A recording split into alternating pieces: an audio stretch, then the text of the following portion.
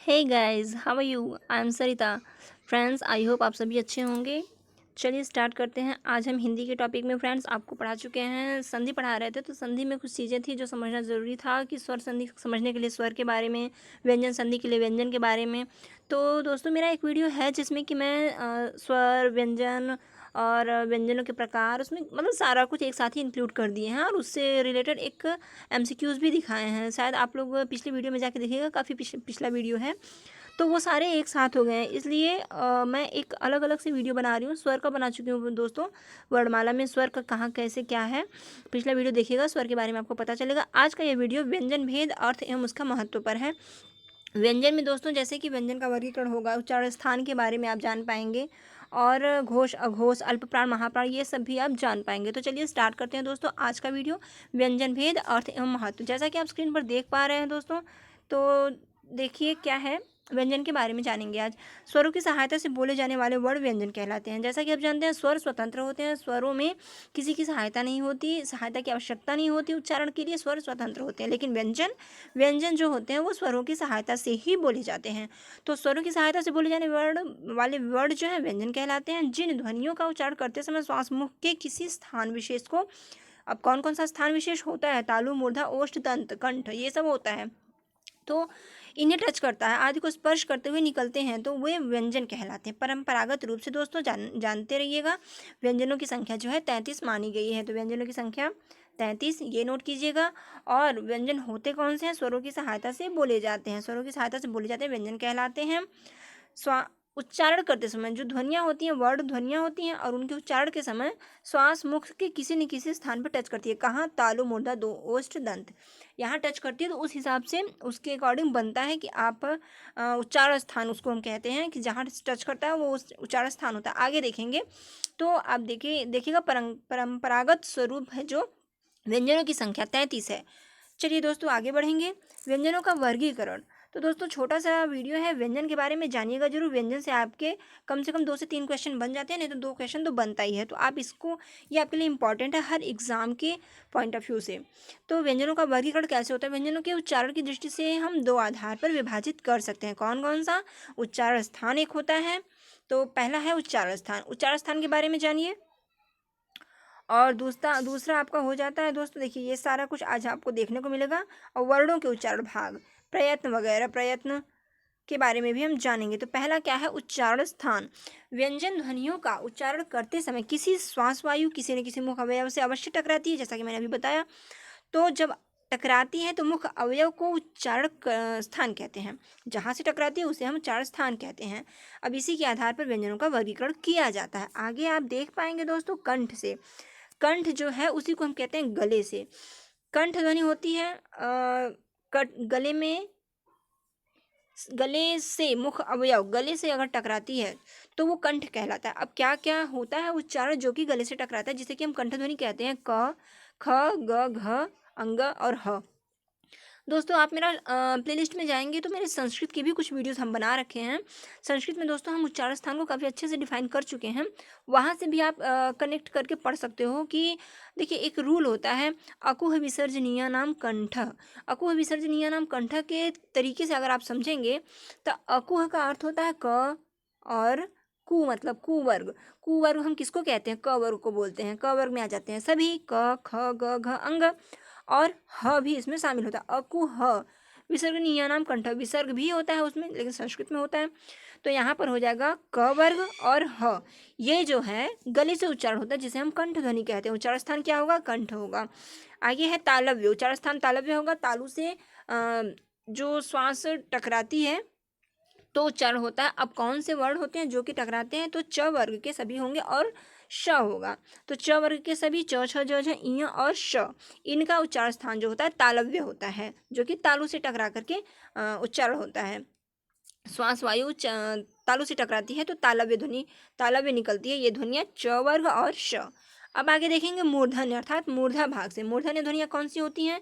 जो कि मूर्धा से टकराती हैं। और ट वर्ग हो जाएगा मूर्धा से टकराने वाला, और षटकोण स, इसे हम कहते हैं ऋतु रसाणाम मूर्धा। च वाला जो है इसे हम कहते हैं इचु यशानाम तालु। अकुह विसर्जनीय नाम कंठ पहला हुआ। अगर आप संस्कृत पढ़े होंगे तो जानते होंगे, सीटेट में दोस्तों अगर हम एग्जाम को संस्कृत अगर फेल करते हैं तो चांसेस ज़्यादा होते हैं। अगर आपकी इंग्लिश काफ़ी बेस्ट है तो कोई बात नहीं, तब तो और भी अच्छा है, आप इंग्लिश से कीजिए। बट अगर आपकी इंग्लिश उतनी अच्छी नहीं है और दोनों में आप अगर सेम हो तो आप ज़्यादा बेटर होगा कि आप संस्कृत चूज़ करें। संस्कृत क्या होता है, हिंदी से मैच करता है, व्याकरण सेम होते हैं, कुछ अलग चीज़ें होती हैं जिसे कि हम याद करें, पढ़ लें तो हम समझ जाएंगे। दोनों की तैयारी एक साथ हो जाती है, 50% कम से कम दोनों की तैयारी एक के पढ़ने से ही हो जाती है। तो यहाँ पे हम अटैच करते हुए चलते हैं। मूर्धन्य आपने देख लिया, ऋतु रसाणाम मूर्धा, जिसको कि हम ट वर्ग कहते हैं, और षटकोण श इसमें आ जाता है। मूर्धन्य भाग, मूर्धा भाग से टकराता है श्वास ध्वनि और मूर्धन्य कहलाता है उच्चारण स्थान। दंत जो होता है इसको हम कहते हैं ऋतु लसानाम दंत। उसमें देखिए स और त थ द ध न, त वर्ग पूरे और स ये आता है आपका दांतों से टकरा करके उच्चारण होता है, तो ये दंत ध्वनियाँ कहलाते हैं। ओष्ठ हो जाता है प फ ब भ म, उपपद्मनीयानाम ओष्ठौ कहते हैं हम, उपपद्मनीयानाम ओष्ठौ। तो ओष्ठ होता है जो वो प फ ब भ म ये होता है। दंतोष्ठ, दंतोष्ठ जो होता है यवरल, यहाँ पे हो जाता है आपका वकारस्य दंतोष्ठ, वकारस्य मतलब व और य, वकारस्य दंतोष्ठ। व जो होता है वो दंत और ओष्ठ दोनों से होता है, य व र ल, य र व ल, दंतोष्ठ हो जाते हैं। तो ये थे दोस्तों कुछ उच्चारण स्थान, कहाँ से कौन से वर्ण का उच्चारण होता है, किस स्थान से आप जान पाए। अब यहाँ आप देखिएगा कुछ एक इमेज है, उसके थ्रू आप देख पाएंगे कि देखिए नासिका में क्या होता है, अंग अड़ न म और अंग अड़ न म। तो ये दोस्तों हो जाते हैं पंचमाक्षर। जो पंचमाक्षर होते हैं ना, यम गणना नाम नासिका, संस्कृत में हम कहते हैं यम गणना नाम नासिका। यह अंग अड़ न म नासिका से होता है। यहाँ आप चित्र में देख पा रहे होंगे जो कि नासिका को दर्शाया गया है। आगे बढ़ेंगे, र और ल दंत मूल होते हैं, दंत मूल जो कि दांत के मूल से इनका उच्चारण होता है, तो इनको हम र और ल को दंत मूल कहते हैं। दंत व ओष्ठ, वकार से दंतोष्ठ, इस सूत्र पे हम इसको रख सकते हैं। व जो होता है दंत और ओष्ठ दोनों से मिश्रित, दोनों से ही टच होता है, तो दंत और ओष्ठ जो है व हो जाता है। मूर्धा, बात करें मूर्धा की तो देखेंगे यहाँ पे मूर्धा में री होता है और ट वर्ग और शरीरु रसाणाम मूर्धा। तो ये मूर्धा, ये जो आप देख पा रहे हैं एरो, ये मूर्धा का स्थान है, इसको हम मूर्धा कहते हैं। तो ऋतु रसाणाम मूर्धा। अब तालु, तालु का ये एरो है जिसे हम तालव्य ध्वनियाँ जो होती हैं ई च वर्ग यश। दोस्तों अभी ऊपर मैं जो बता चुकी हूँ उसी को बस चित्र पे इंगित किया जा रहा है, दर्शाया जा रहा है, आपको दिखाया जा रहा है कि कहाँ से स्थान, कौन सा उच्चारण स्थान किसका है। तो इचु यशा नाम तालु हो गया, ये च वर्ग और श हो गया बड़ा श। तो ये हो गया आपका। आगे बढ़ेंगे दोस्तों, ओष्ठ देखिए उ और प वर्ग, तो इसी को हम कहते हैं सूत्र के अकॉर्डिंग अगर हम रखेंगे तो उपपद्मनीय नाम ओष्ठ, उपपद्मनीय नाम ओष्ठ होता है, उ हो जाता है और प वर्ग के सभी। तो क्वेश्चन बनते हैं दोस्तों इसी तरह की। तो प वर्ग में मतलब कि सिर्फ प नहीं होगा, प के अंतर्गत जो आने वाले हैं प न दे करके प फ ब भ है तो ब दे देगा, भ दे देगा, अंदर का घुस करके दे देता है एक वर्ड जिसको कि आप कंफ्यूज हो जाते हैं। प जानते हैं तो प के अंदर जो है वो पांचों लिया जाएगा ना, प वर्ग इसीलिए कहा जाता है। आगे बढ़ेंगे, देखिए ये हो जाता है कंठ और तालु, ये तालु और ये कंठ को ऐड कर लेंगे हम तो कंठ तालु हो जाता है ए दे तो कंठ तालु। यहाँ पे ए हो गया जिसको हम कहेंगे ए दे तो कंठ तालु। आगे बढ़ेंगे, ये देखेंगे आप ओष्ठ और कंठ, तो ओ दो तो होता है सूत्र, उसके अकॉर्डिंग अगर आप याद करेंगे तो ओ दो तो कंठोष्ठ, कंठोष्ठ में ओ दो तो ओ से आप देखो यहाँ आप आ गए ओ, तो ओ जो होता है वो कंठोष्ठ होता है।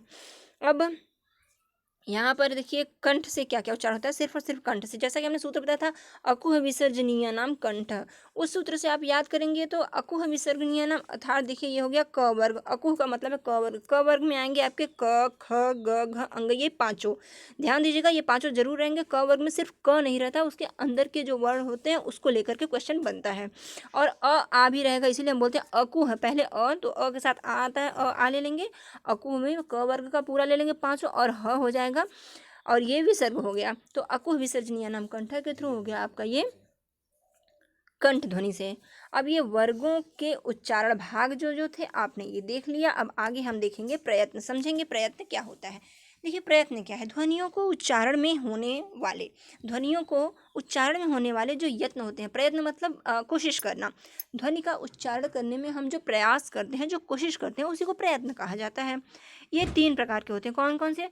देखिए श्वास वायु की मात्रा से प्रयत्न, और स्वर तंत्री में कंपन के अनुसार प्रयत्न, और मुख अवयवों के द्वारा श्वास को रोकना, ये होता है ये तीनों। अब देखिए हम देखते हैं पहले श्वास वायु की मात्रा के द्वारा। तो पहला आपका हो जाएगा यहाँ पे श्वास वायु की मात्रा। तो इस मात्रा के आधार पर जानते हैं क्या होता है दोस्तों? अल्प प्राण महाप्राण। अल्प प्राण महाप्राण से क्वेश्चन बनते हैं आपके टेट में और सुपर टेट में। सुपर टेट में तो मोस्ट इंपॉर्टेंट प्रेफरेंस इससे घोष अघोष अल्प प्राण महाप्राण इन सबसे मतलब उच्चारण स्थान, ये 3 टॉपिक, उच्चारण स्थान, अल्प प्राण महाप्राण, घोष अघोष, यत्न प्रयत्न, इन चीज़ों को लेकर कम से कम 3-4 क्वेश्चन बन जाते हैं दोस्तों। तो ये इंपॉर्टेंट है, इसके अंदर ऐसे वर्डों को लेकर के इस तरीके से क्वेश्चन बनाता है ना ऑप्शन करके, हम आपको MCQs कराएंगे। तो ऐसे क्वेश्चन बनाते हैं कि कहीं कहीं कन्फ्यूज़न हो जाती है अगर आपका कॉन्सेप्ट क्लियर नहीं है तो समझिएगा अल्प प्राण महाप्राण क्या होता है, कन्फ्यूज बिल्कुल भी मत होइएगा। देखिए अल्प प्राण, प्राण किसको बोलते हैं? जो श्वास है, जो प्राण वायु है, उसको हम प्राण कह के इंगित करते हैं। तो प्राण वायु, यदि देखिए यहाँ बात की जा रही है श्वास वायु की मात्रा पर, कम श्वास कम वायु कम प्राण वायु निकलती है तो वो अल्प कहा जाता है, इसको हम अल्प प्राण कहते हैं। अधिक प्राण वायु निकलती है उच्चारण में तो वो महाप्राण कहलाता है। ठीक है, अब इसके अंतर्गत कौन कौन से आएंगे उच्चारण ये समझिएगा। देखिए अल्प प्राण में क्या क्या आएगा, जिन व्यंजनों के उच्चारण में वायु कम मात्रा में निकलती है, बिल्कुल वही जो मैंने बताया। तो देखेंगे कौन कौन से हैं वो, उन्हें हम अल्प प्राण व्यंजन कहते हैं, जैसे क ख ग अंग च ज य ट। अब इसको पढ़ने में आप समझ पा रहे होंगे कि ये किस तरीके से लिखा, अगर आप कभी नहीं पढ़े हो अल्प प्राण महाप्राण तो। अगर आप जानते हैं तो आपका रिवीजन हो रहा है। तो दोस्तों जैसा कि आप जानते हैं या नहीं जानते हैं तो सुनिएगा, अल्प प्राण जो होता है वो जो आपके क वर्ग च वर्ग ट वर्ग त वर्ग प वर्ग, ये जो 5 वर्ग होते हैं उनमें अल्प प्राण जो होता है वो पहला, तीसरा और 5वां होता है। ठीक है, प्रथम तृतीय और पंचम, तो पहला, तीसरा, 5वां। तो देखिए क क्या है, क वर्ग का पहला है, क जो है क वर्ग का पहला है, और ख जो है क ख ग जो है ये हो जाएगा, और अल्प प्राण 1 3 5 होता है, अंग हो जाएगा, ये अल्प प्राण हो जाते हैं। ख क्या होगा, ये महाप्राण हो जाएगा, यहाँ पे गलत लिखा गया है दोस्तों, तो ख महाप्राण होगा। जैसे देखिए समझिएगा, दूसरा और चौथा महाप्राण होता है। ठीक है, दूसरा और चौथा कभी कभी मिसप्रिंट हो जाता है, तो दूसरा और चौथा महाप्राण होता है।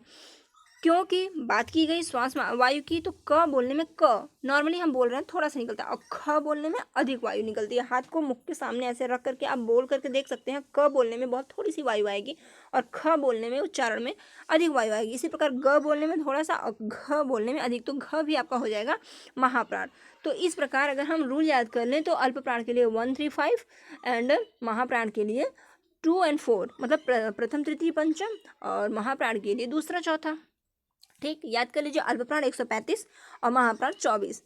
और समझ लीजिएगा इसको अलग अलग डिफाइन करके, 135 का मतलब पहला, तीसरा, 5वां, 1 3 5, और महाप्राण 24 का मतलब 2 और 4, मतलब दूसरा और चौथा व्यंजन, जो कि हर प्रत्येक वर्ग में होते हैं। देखिए अब यहाँ पे च छ ज ऐसे दिया है सब, तो इसमें से आप निकाल लेंगे कौन कौन सा होगा। च पहला है, ये होगा च छ छोड़ दिया गया। ठीक, यहाँ पे ठीक है, च छ ज दिया है। ठीक, च छ ज झ भी छोड़ दिया गया, यहाँ सही दिया है। ट पहला है, ट ठ छोड़ा गया। ठीक है, ड ढ छोड़ा गया, और गुड यहाँ पे सही है दोस्तों। तो आप ये समझ लेंगे, ये ख छोड़ करके बाकी सभी जो हो जाएंगे वो अल्प प्राण हो जाएंगे। बात करेंगे आगे हम महाप्राण की, तो महाप्राण ध्वनियाँ क्या है फटाफट देखेंगे दोस्तों।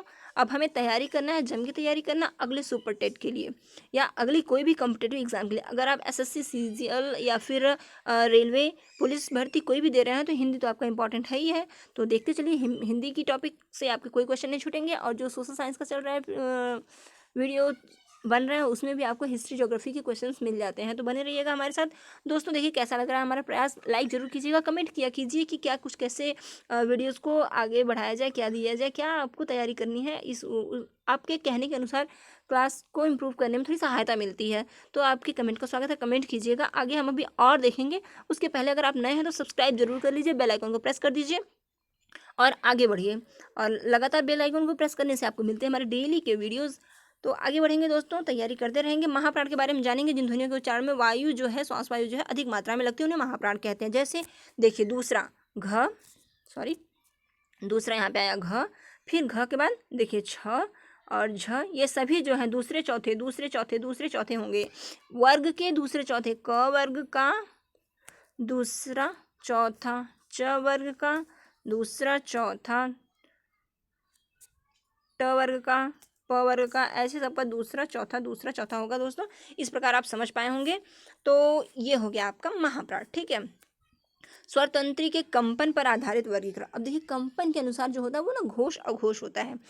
कंपन होती है ध्वनियों में, हाँ, कंपन होती है तो सघोष होता है अर्थात घोष के साथ ध्वनि होती है, और कंपन नहीं होता है तो वो अघोष होता है।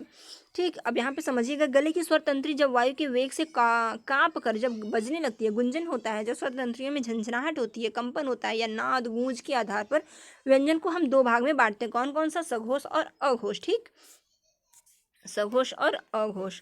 तो आगे बढ़ेंगे। स्वघोष क्या है? जिन व्यंजनों के उच्चारण में स्वर तंत्रियों में कंपन पैदा होती। ठीक है, आप देखिए कंफ्यूज हो सकते हैं, सघोष को ही घोष कहा जाता है। ठीक, अगर सघोष लिख करके नहीं आता है, सिर्फ आपको घोष लिख करके मिलता है, तो दोस्तों बिल्कुल आप ये समझिएगा कि घोष का अर्थ है घोष, गुंजन, कंपन। ठीक, अघोष का अर्थ है जिसमें गुंजन या कंपन न हो, जिसमें गूंज नाद न हो। ठीक, और सघोष लिख दिया गया तो इसमें कंफ्यूज नहीं होना है, घोष के साथ जो है वही घोष और सघोष एक ही है।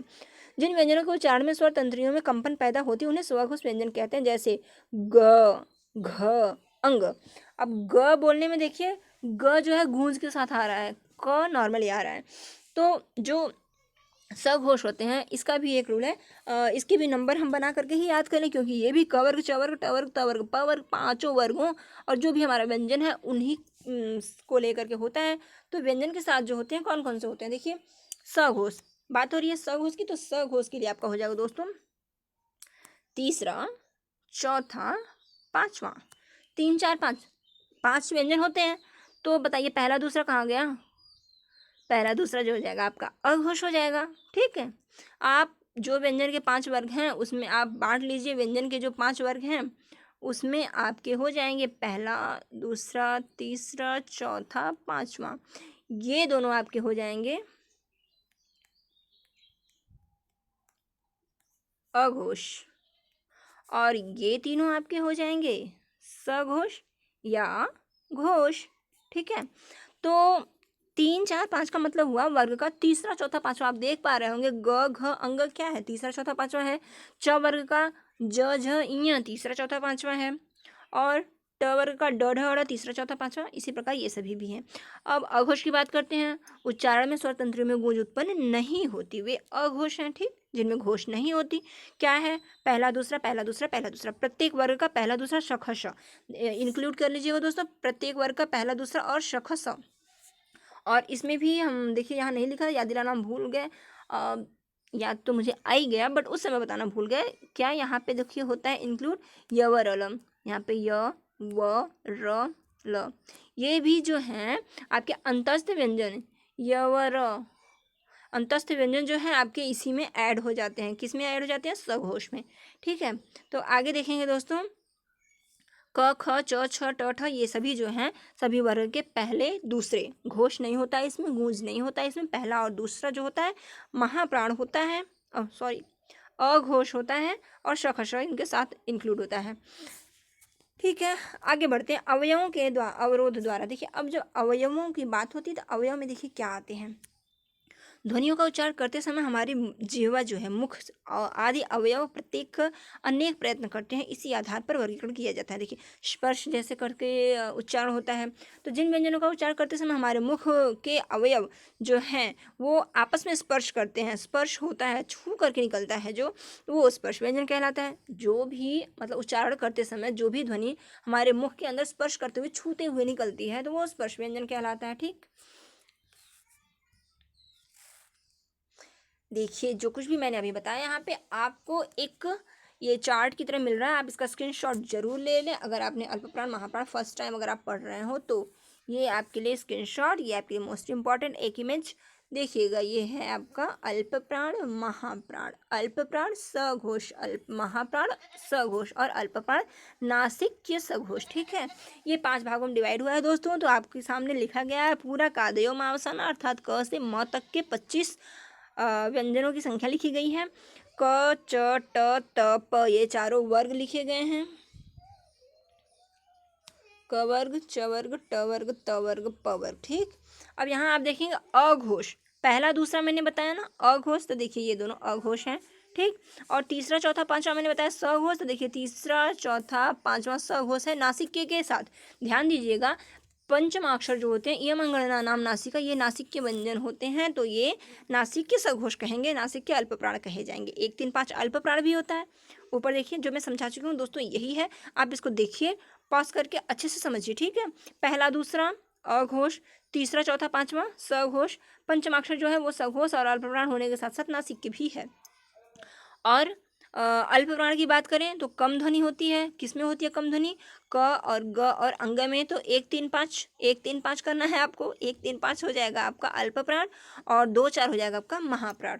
ठीक है, मेरी बातों को समझने की कोशिश कीजिएगा, सुनिएगा 2 से 4 बार, आपको बहुत ही अच्छे से आ जाएगा। और अगर आता है तो आपका ये फटाफट रिवीजन हो गया। देखिए, अब जब हम बात कर रहे थे स्पर्श की, तो स्पर्श व्यंजन, उसका स्पर्श संघर्षी होता है, संघर्षी होता है और अंतस्थ होता है। ऊष्मी व्यंजन, तो व्यंजन कितने प्रकार के होते हैं ये आपके सामने, इनसे मोस्ट इंपॉर्टेंट क्वेश्चन बनने वाले हैं दोस्तों। देखिएगा, ये सभी जो हैं आते हैं एग्जाम में। तो हम देखेंगे फटाफट। स्पर्श संघर्षी, जिन व्यंजनों के उच्चारण में वायु पहले किसी मुख्य अवयव से टकराती है फिर रगड़ खाते हुए बाहर निकलती है। देखिए, स्पर्श में सिर्फ स्पर्श करती है, लेकिन स्पर्श संघर्षी में जो है स्पर्श करने के साथ साथ वो रगड़ खाते हुए बाहर निकलती है, उन्हें स्पर्श संघर्षी कहते हैं। जैसे च छ ज झ इया। ठीक, संघर्षी क्या है? जिन व्यंजनों के उच्चारण में श्वास वायु मुख्य अवयवों से संघर्ष करते हुए बाहर निकलती है उन्हें हम संघर्षी व्यंजन कहते हैं। संघर्ष करते हुए बाहर निकलती है, जैसे क्या? स ख श और ह फ ज संघर्षी व्यंजन है। इन्हें ऊष्म ध्वनियां भी कहते हैं। ऊष्म अर्थात संघर्ष जब करेंगी तो ऊष्मा निकलेगी, और ऊष्मा निकलने से ऊष्म ध्वनि हम इनको कहते हैं, शखशः। ठीक है, आगे बढ़ेंगे दोस्तों। कुछ चीज़ें होती हैं जो कि हमें समझ के साथ साथ याद भी करना होता है, तो दोस्तों याद कर लीजिएगा और समझते भी चलिए। अब अंतस्थ देखिए, जैसा कि मैंने बताया था, व्यंजन और स्वर के ठीक मध्य स्थित होने के कारण इनका नाम अंतस्थ रखा गया है। होते कौन से हैं? य व र ल, य र ल व। ये व्यंजन जो होते हैं अंतस्थ व्यंजन कहलाते हैं, क्योंकि इनके उच्चारण में वायु का अवरोध कम होता है। ठीक, अंतस्थ व्यंजन पूछे जाते हैं कौन कौन से? य र ल व। कौन कौन से? य र ल व। अंतस्थ व्यंजन य र ल व। बार बार याद दिला रही हूँ दोस्तों, रिवाइज करा रही हूँ। अंतस्थ व्यंजन य र ल व। ठीक, क्योंकि उनके उच्चारण में वायु का अवरोध कम होता है। ऊष्म व्यंजन, ऊष्मा व्यंजन में आ जाएंगे आपके शख शह। तो ऐसे ही क्वेश्चन बन जाते हैं। अंतस्थ व्यंजन में इनमें से कौन है? दे दिया 4, उसमें से कोई एक, इसमें से यवर अल में से दे दिया एक, तो आपको उसे टिक करना होगा। बाकी सभी नॉर्मल व्यंजन दे दिए जाएंगे, या ऊष्म व्यंजन उसमें इंक्लूड कर दिया जाएगा, तो आपको एक अंतस्थ निकालना होगा। अगर आप 4 जान रहे हैं तो आराम से आसानी से निकाल लेंगे। ऊष्म व्यंजन शख शह। देखिए, संयुक्त व्यंजन से क्वेश्चन बनते हैं, तो संयुक्त व्यंजन जो होता है दोस्तों यहाँ पे छत्री छ। छत्री छ कैसे बनता है? क प्लस श। अब क्वेश्चन यहाँ पे बन जाता है दोस्तों कि छत्री छ में सबसे पहले आने वाला छ के उच्चारण से पहले, छ के उच्चारण में सबसे पहले कौन सा किसका उच्चारण होता है? तो ऑप्शन में ऐसे कुछ दे दिए जाते हैं। तो क्ष, क्ष हम इस तरह बोलते हैं ना, तो देखिए क और श के मेल से, क और षटकोण श के मेल से बना है आपका छ। तो पहले क और श में पहले कौन सा आया? तो पहले आया है दोस्तों आपका क। तो आंसर हो जाता है क। छत्री छ में उच्चारण के स्वरूप पहले कौन सा आता है? क आता है। और त्र कैसे बनेगा? त और र के मेल से त्र बनता है। ज्ञ है जो यहाँ पे दोस्तों ज हो जाएगा। ज्ञ जो है ज प्लस इ से बनता है। ठीक है, ज प्लस इ। और स्र जो है स प्लस र से, तो यहाँ पे आप थोड़ा सा सुधार कर लीजिए। ज्ञ जो होता है ये ज शुद्ध होता है ज प्लस इ से। आगे बढ़ेंगे। देखिए, उच्छिष्ट व्यंजन, जिन व्यंजनों के उच्चारण में जीभ का लगभग मूर्धा को स्पर्श करके झटके से वापस आता है उन्हें उच्छिष्ट व्यंजन कहते हैं। कौन कौन से होते हैं उच्छिष्ट व्यंजन? दोस्तों यहाँ पे देखिए ट ठ ड ढ, ट ठ ड ढ अड़ ढ और ड़ उच्छिष्ट व्यंजन होते हैं। तो दोस्तों कुछ चीज़ें याद करने की होती है, याद जरूर कर लीजिएगा। और जहाँ समझना है अल्प प्राण, महाप्राण, घोष, अघोष और स्पर्श व्यंजन, ये सारी चीज़ें समझते भी चलिए। अब हिंदी शब्दकोश में कुछ खास देखिए, छ त्र ज्ञ का कोई अलग शब्द संग्रह नहीं मिलता, इसलिए इनको संयुक्ताक्षर, क्योंकि इन्हें संयुक्ताक्षर होते हैं ये, मतलब संयुक्त अक्षर, मेल से बनने वाले अक्षर, तो इसलिए ये संग्रह इनका नहीं मिलता क्योंकि ये संयुक्ताक्षर होते हैं। इनकी जानकारी के लिए संयुक्ताक्षरों के पहले अक्षर के आधार पर इनका ज्ञान प्राप्त किया जाता है। तो पहला अक्षर कौन सा? छत्रीय छ में क, त्र में त, ज्ञ में ज। देखिए यहाँ पे आपको शुद्ध मिल गया, वहाँ पे गलत लिखा हुआ था, मैंने बताया। देखिए ज्ञ में यहाँ ज प्लस इ, ध्यान दीजिएगा, वहाँ पे मैंने बताया मिसप्रिंट हो गया है, कभी कभी हो जाता है, तो वहाँ अगर नॉलेज है तो हम जानते हैं कि सही क्या है। तो ज्ञ का हो जाएगा ज प्लस इ। अब पहला अक्षर जो पूछा जाता है, क्वेश्चन ऐसे बना था दोस्तों, कंफ्यूज हुए थे बहुत सारे दोस्त कि क्या होगा क्ष में, तो त्र में त, ज्ञ में ज और क्ष में क, ये आपका पहला अक्षर हो जाता है। क्वेश्चन इस तरीके से बन जाते हैं। तो दोस्तों आज के लिए बस इतना ही। ये था हमारा व्यंजन से रिलेटेड कुछ क्वेश्चन, घोष, अघोष, अल्पप्राण, महाप्राण, नासिक्य घोष और पंचमाक्षरों के बारे में आप जान पाए। देखिए क्या कुछ मिला आपको इससे, आपके लिए ये इफ़ेक्टिव था या नहीं, कैसा लगा ये वीडियो ज़रूर बताइएगा। ये सारी चीज़ें क्या आपके काम में आने वाली चीज़ें थीं, तो मुझे बहुत अच्छा लगेगा कि हाँ मैं कुछ अच्छा कर पाई हूँ। दोस्तों देखिएगा, अपना प्यार दीजिएगा, बताइएगा वीडियो कैसा लगा, लाइक कीजिएगा, सब्सक्राइब कर लीजिए। इसके साथ साथ दोस्तों मैं भूली नहीं हूँ, बिल्कुल वीडियो बनाने में टाइम लगता है, बट इसके साथ साथ हम सीटेट की पेडागोजी भी लेकर के चल रहे हैं। आप काफ़ी वीडियोस बन चुकी हैं, प्लेलिस्ट में जाके देख सकते हैं। सब्सक्राइब कर लीजिए, हमारे साथ बने रहिए। पेडागोजी स्पेशल क्लास के लिए प्लस व्याकरण, ग्रामर, इन सब चीज़ों के लिए, संस्कृत, ईवीएस, मैथ पेडागोजी और आपका चाइल्ड साइकोलॉजी और हिंदी, ये सारी चीज़ें, पर्यावरण अध्ययन और सोशल स्टडी के लिए जूनियर लेवल के पेपर का सोशल स्टडी, ये सारा कुछ हम लेके चल रहे हैं। ऑल कॉम्पिटेटिव एग्जाम के लिए भी आपको वीडियोस मिलेंगे, तो हमारे साथ बने रहिए दोस्तों, और बताइएगा जरूर कैसा लगा हमारा प्रयास। आज के लिए बस इतना ही, धन्यवाद। सब्सक्राइब कर लीजिए, बेल आइकन को प्रेस कर दीजिए डेली वीडियोज़ पाने के लिए। दोस्तों धन्यवाद।